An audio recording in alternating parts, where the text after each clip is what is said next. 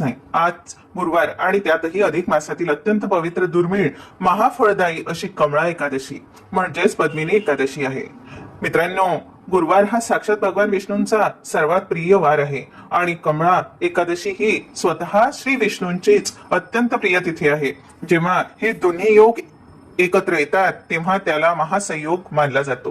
आजचा संपूर्ण दिवस भगवान श्री विष्णू आणि माता लक्ष्मीच्या दिव्य कृपेने नाहून निघालेला आहे.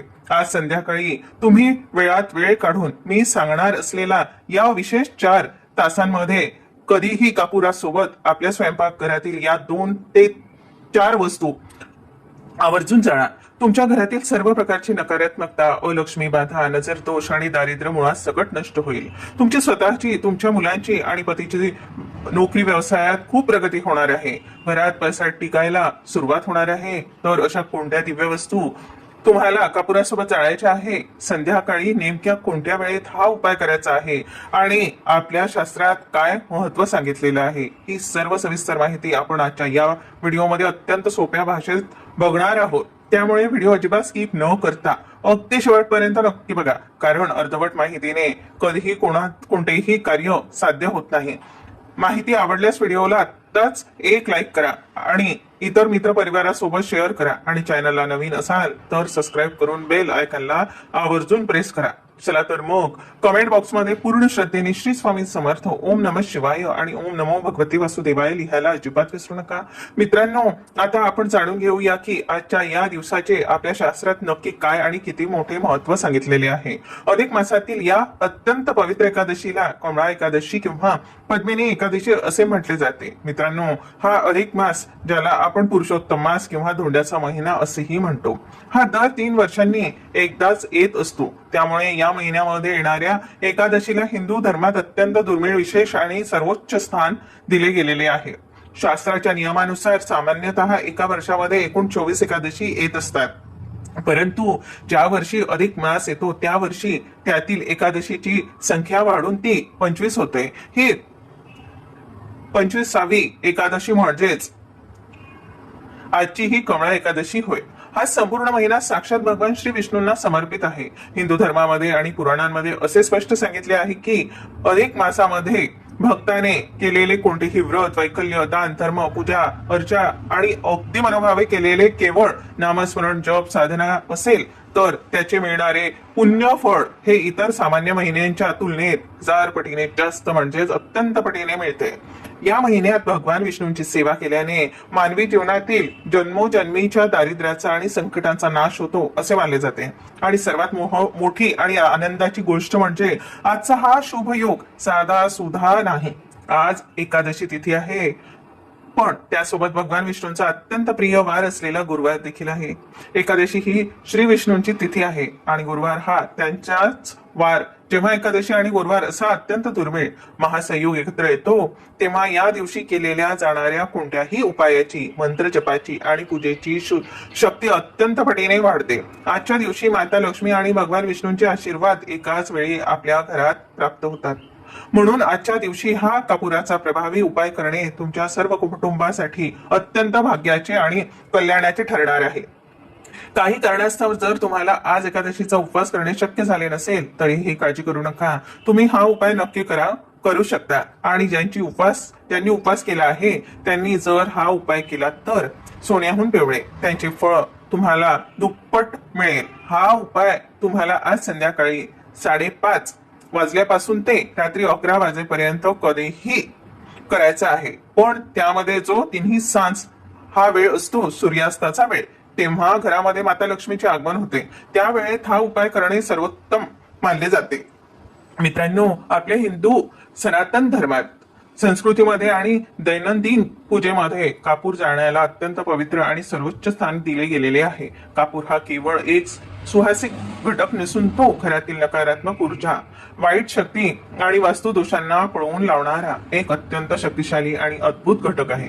वैज्ञानिक दृष्टिकोनातूनही कापूर जाळल्याने हवेतील सूक्ष्म जंतू मरतात आणि घरातील ऑक्सिजनची पातळी वाढते असे मानले जाते. पण आजच्या या गुरुवार आणि कमळा एकादशीच्या महासंयोगावर जेव्हा आपण कापुरासोबत आपल्या स्वयंपाकघरातील काही विशेष पवित्र वस्तू एकत्र करून जाळतो तेव्हा त्याचे परिणाम आपल्याला लगेच दिसायला सुरुवात होते. चला तर मग जाणून घेऊया त्या 5 दिव्य वस्तू कोणत्या आहे आणि त्यांचे नक्की काय महत्व आहे. लवंग. पहिली वस्तू, वास्तुदोष आणि कलह मुक्तीसाठी. मित्रांनो, पहिली वस्तू आहे लवंग. साक्षात शक्तिशाली. लक्षात ठेवा, हा उपायासाठी तुम्ही ज्या लवंगा वापरणार आहात त्या नेहमी फूल असलेल्या म्हणजेच अख्ख्या असाव्यात.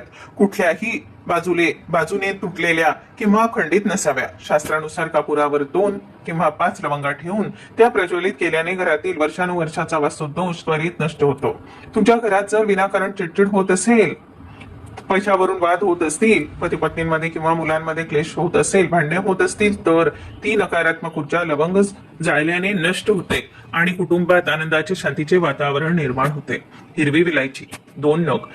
बुध शुक्र मजबूत आणि नोकरी व्यवसायासाठी दुसरी अत्यंत प्रभावी वस्तू म्हणजे हिरवी विलायची. ज्योतिषशास्त्रानुसार हिरवी विलायची ही बुध आणि शुक्र ग्रहाशी संबंधित आहे. जेव्हा आपण ती कापुरासोबत जाळतो तेव्हा आपल्या कुंडलीतील हे दोन्ही ग्रह अत्यंत मजबूत होतात. बुध ग्रह हा बुद्धीचा आणि व्यापाराचा कारक आहे, तर शुक्र हा ऐश्वर्य आणि सुखाचा कारक आहे. त्यामुळे नोकरीमध्ये प्रगती होते, व्यवसायात नवीन संधी मिळतात आणि घरात आर्थिक आवक वाढते. तसेच घरातील मुलांमध्ये जर आळस भरला असेल, त्यांचे अभ्यासात मन लागत नसेल, तर या उपायाच्या सुहासामुळे मुलांची एकाग्रता वाढते आणि त्यांची बुद्धी कुशाग्र तल्लख होते. मोहरी. काळी किंवा पिवळी. नजर दोष, बाधा आणि सुरक्षतेसाठी. तिसरी वस्तू आहे मोहरी. तुम्ही काळी किंवा पिवळी तुमच्याकडे जी उपलब्ध असेल ती मोहरी वापरू शकता. मित्रांनो, कधी कधी आपल्या आजूबाजूला असे काही शत्रू असतात जे तोंडावर गोड बोलतात पण पाठीमागे वाईट विचार करतात. त्यांच्या या वाईट नजरेचा किंवा बाहेरून आलेल्या नकारात्मक ऊर्जेचा थेट परिणाम आपल्या मुलांवर आणि घराच्या प्रगतीवर होत असतो. जर तुमच्या घरात व्यवसायाला किंवा मुलांना कुणाची तरी वाईट नजर लागली असेल तर मोहरी हा त्यावर रामबाण उपाय ठरेल. पण लक्षात ठेवा, मोहरी थेट कापुरावर टाकायची नाही. ती कापुरावरून टाकायचा एक विशेष नियम आहे जो मी तुम्हाला पुढे सांगणारच आहे. गुळ आणि गाईचे शुद्ध तूप. पितृदोष शांत आणि घरातील हवनाचे पुण्य. चौथी वस्तू म्हणजे गुळ आणि गाईचे शुद्ध तूप. मित्रांनो, आपल्या स्वयंपाकघरातील या 2 वस्तू जेव्हा कापुरासोबत एकत्र जळतात तेव्हा घरात साक्षात छोटा यज्ञ किंवा होम हवन केल्यासारखे अत्यंत पवित्र आणि दिव्य वातावरण निर्माण होते. या तुपाच्या सुगंधाने घरातील गंभीर पितृदोष शांत होतो. ज्यांच्या घरावर वारंवार अचानक संकटे येतात, आजारपण पिच्छा सोडत नाही, अशा लोकांच्या घरावर येणारी मोठी संकटे या उपायामुळे आधीच टळतात आणि तुमच्या संपूर्ण घराभोवती एक दैवी सुरक्षा कवच तयार होतं. तमालपत्र.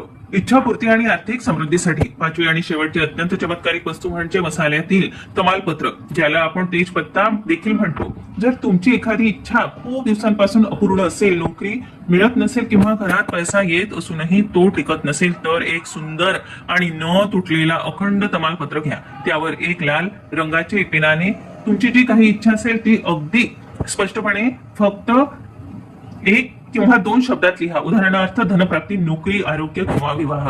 हे तमालपत्र कापुरासोबत ठेवून जाळल्याने घरातील आर्थिक चणचण कायमची दूर होते आणि तुमची इच्छा थेट ब्रह्मांडात पोहोचायला सुरुवात होते, लवकरच पूर्ण होते. संध्याकाळी स्वच्छ हात पाय धुवून घ्या. शक्य असल्यास स्वच्छ कपडे परिधान करा. घराचे मुख्य प्रवेशद्वार, सर्व द्वारे आणि खिडक्या थोड्या वेळासाठी उघड्या ठेवा, जेणेकरून नकारात्मक ऊर्जा बाहेर जाईल. मुख्य दाराच्या दोन्ही बाजूला 2 दिवे प्रज्वलित करा. आता तुमच्या देवघरासमोर एक आसन टाकून बसा. एक मातीच्या पळटीत किंवा तांब्या पितळेच्या पात्रात थोडे तांदूळ ठेवा. त्या तांदूळावर 5 भीमसेनी कापुराच्या वड्या ठेवा. भीमसेनी कापूर सर्वोत्तम नसेल तर साधा कापूर वापरा. या कापुराभोवती लवंग, वेलायची, तमालपत्र आणि तुपाचा छोटा तुकडा ठेवा. मोहरीचा उपाय कसा करावा सांगते. थोडीशी मोहरी उजव्या हातात घ्या. तुमच्या मुलांवरून किंवा घरातील इतर सदस्यांच्या डोक्यावरून पायापर्यंत घड्याळाच्या काट्याप्रमाणे 7 वेळा उतरून नजर काढून ती मोहरी त्या कापुराच्या पात्रात टाका. आता कापूर प्रज्वलित करण्यापूर्वी त्या पात्राला हळद, कुंकू, अक्षता वाहून मनोभावे नमस्कार करा आणि कापूर पेटवा. मित्रांनो, आता आपण वळूया त्या व्हिडिओच्या सर्वात महत्वाच्या भागाकडे. तो म्हणजे हा चमत्कारिक उपाय नक्की कसा आणि कोणत्या नियमांचे पालन करून करायचा आहे.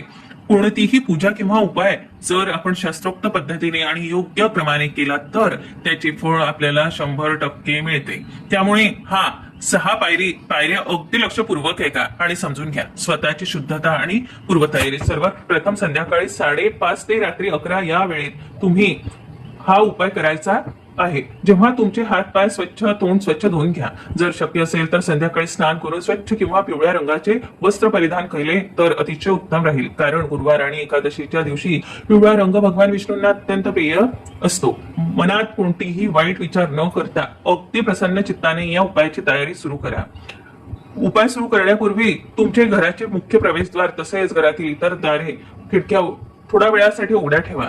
यामागे कारण असे की जेव्हा आपण हा प्रभावी धूर करणार आहोत तेव्हा घरातील कोंडलेली नकारात्मक ऊर्जा, वास्तुदोष आणि वाईट लहरी बाहेर जाण्यासाठी मार्ग मोकळा होतात. त्यासोबत तुमच्या मुख्य दाराच्या बाहेर दोन्ही बाजूंना 2 दिवे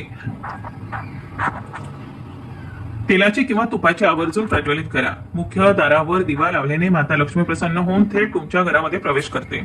आसनाची मांडणी आणि योग्य पात्राची निवड. आता तुमच्या देवघरासमोर किंवा जिथे शांत जागा असेल तिथे जमिनीवर एक स्वच्छ आसन टाका आणि त्यावर पूर्व किंवा उत्तर दिशेकडे तोंड करून बसा.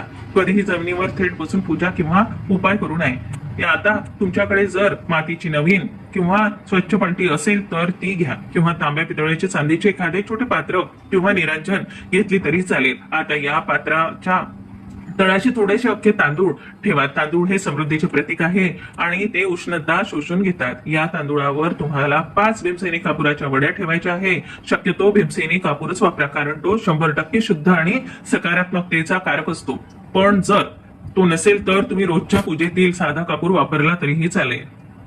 आता त्या कापुराच्या वड्यांच्या बाजूने आपण घेतलेल्या या सर्व वस्तू व्यवस्थित मांडून घ्या. त्यामध्ये 2 किंवा 5 फूल असलेल्या लवंगा, 2 हिरव्या विलायच्या, आपली इच्छा लिहिलेले तमालपत्र आणि अगदी छोटासा गुळाचा तुकडा आणि त्यावर थोडे गायीचे शुद्ध तूप किंवा साधे तूप अर्पण करा. या सर्व वस्तू कापुराभोवती अशा प्रकारे ठेवा जेणेकरून कापूर पेटवल्यावर त्या देखील व्यवस्थित प्रज्वलित होतील. मोहरीचा तो अत्यंत प्रभावी उपाय नजरदोष. आता येतो मोहरीचा सर्वात मुख्य आणि विशेष नियम. मित्रांनो, मोहरी थेट पात्रात टाकायची नाही. थोडीशी काळी किंवा पिवळी मोहरी तुमच्या उजव्या हाताच्या मुठीत घ्या. जर तुमच्या मुलांच्या अभ्यासात मन लागत नसेल, ते सतत आजारी पडत असतील किंवा चिडचिड करत असतील तर त्यांच्या समोर त्यांना बसून त्यांच्या डोक्यावरून ते पायापर्यंत घड्याळाच्या काट्याच्या आकाराने 7 वेळा मूठ फिरून नजर काढून घ्या. तसेच घरातील इतर सदस्यांवरून किंवा स्वतःवरून देखील तुम्ही अशा प्रकारे 7 वेळा नजर उतरून घेऊ शकता. जर तुम्हाला संपूर्ण घराची नजर काढायची असेल तर मूठ हातात धरून संपूर्ण घरातून फिरवून आणू शकता. ही नजर काढल्याने मोहरी आता त्या कापुराच्या पात्रात सर्व वस्तूंच्या सोबत टाकून द्या. या कृतीने घरातील सर्व नजर दोष आणि करणी बाधा जागच्या जागी जुळून भस्म होतात. पात्राचे पूजन किंवा कापूर प्रज्वलन. आता कापूर पेटल्यापूर्वी घाई गडबडीत न करता या संपूर्ण पात्राला आणि त्यातील वस्तूंना चिमूटभर हळद, कुंकू किंवा अक्षता वाहून मनोभावे नमस्कार करा. मनातल्या मनात भगवान विष्णू, माता लक्ष्मी आणि विघ्नहर्ता गणपती बाप्पाचे स्मरण करा. तुमच्या कुलदेवतेचे नाव घ्या आणि त्यानंतर एक काळे पेटी किंवा दिव्याच्या साह्याने तो कापूर प्रज्वलित करा. तर मित्रांनो, आजच्या गुरुवार आणि कमला एकादशी अत्यंत दुर्मिळ योगावर हा स्वतःसाठी आणि आपल्या कुटुंबासाठी प्रगतीसाठी वेळात वेळ काढून नक्की करा उपाय. तुम्हाला याचा अनुभव नक्की येईल. कमेंट बॉक्समध्ये श्री स्वामी समर्थ, ओम नमः शिवाय आणि ओम नमो भगवते वासुदेवाय लिहायला अजिबात विसरू नका. माहिती कशी वाटली कमेंट करून नक्की सांगा. व्हिडिओला लाईक करा, शेअर करायला विसरू नका. पुन्हा भेटूया अशाच एका माहितीपूर्ण व्हिडिओमध्ये. तोपर्यंत ओम नमो भगवते वासुदेवाय. तसेच धन्यवाद. श्री स्वामी समर्थ.